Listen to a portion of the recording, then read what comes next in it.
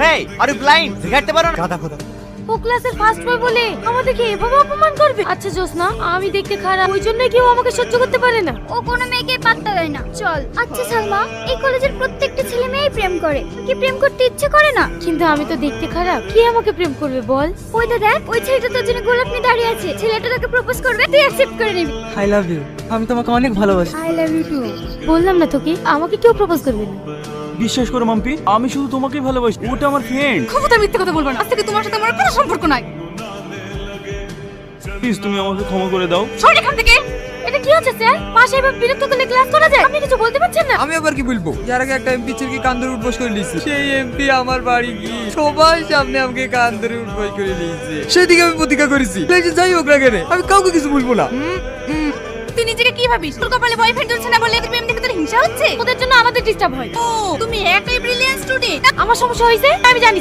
এই গাইয়া, তোর কি সমস্যা রে? বেশি ভাব নিবি না, তাহলে কলেজ আসে বন্ধ করে দেবো। কলেজ কারোর বাপের না, তাই আমার আশা বন্ধ করবো। তুই আমার বাপ তুলে কথা বললি? এই শাকিল, মেয়েদেরকে হাত তুলবি না। এরা মানুষ নাকি? অন্যের ঝামেলা নিজের গায়ে জড়িয়ে নাই। তোর কাছে ওদের নামে দুর্নাম করা, এটা করছে করুক না। এই চল ক্লাসে চল। গাধা কোথাকার। জানিস অনেকদিন ধরে আমাকে একজন চিঠি দিচ্ছে। আমি জানতাম তোর জীবনে কেউ না কেউ আসবে। ছেলেটা কে রে? জানি না, হঠাৎ একদিন দেখি জানালা দিয়ে একটা চিঠি আসে, বাইরে তাকিয়ে দেখি কেউ নেই। এই দা আবার চিঠি দিয়েছে। ওকে তো দেখতে পাসনি। এই ওই দেখ একটা ছেলে যাচ্ছে, ছেলেটা দিল না তো? ও তো আমাদের কলেজে পড়ে, সামাদ না? রাইট। সামাদ, তোমার সঙ্গে কিছু কথা ছিল। আমার সঙ্গে কি কথা? একটু সাইডে আসো। কি বলবো তাড়াতাড়ি বলো। এমন করে কথা বলছো কেন? তোমার সঙ্গে কিভাবে কথা বলবো? আমার টাইমের দাম আছে। তোমার নোটবুকটা পাওয়া যাবে? সামান্য একটা নোটবুকের জন্য আমার সাইডে কেন টাকা? সামাদ, সত্যি করে বলো, ওই গায়ের সাথে তোমার কি সম্পর্ক? কিছু না তো, ও আমার সঙ্গে নোটবুকটা চাইছিল, তাই ওকে দিলাম। তুই আমাকে পাগল পেয়েছি? নোটবুক তো ক্লাসেও দেওয়া যায়। সত্যি করে বল, আমার বয়ফ্রেন্ডের সাথে তোর কিসের সম্পর্ক?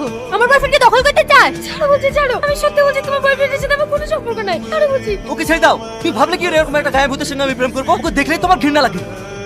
তুমি একটা বুদ্ধু। তোমাকে খারাপ বলে না দেখা ভালোবাসা। এখন আমি কি করবো তুই বল। তুই একটা কাজ কর, তুই কোনো জায়গায় দেখা করার লেগে একটা চিঠি লেখ। সালমা, তোর একটার পাগল প্রেমিক।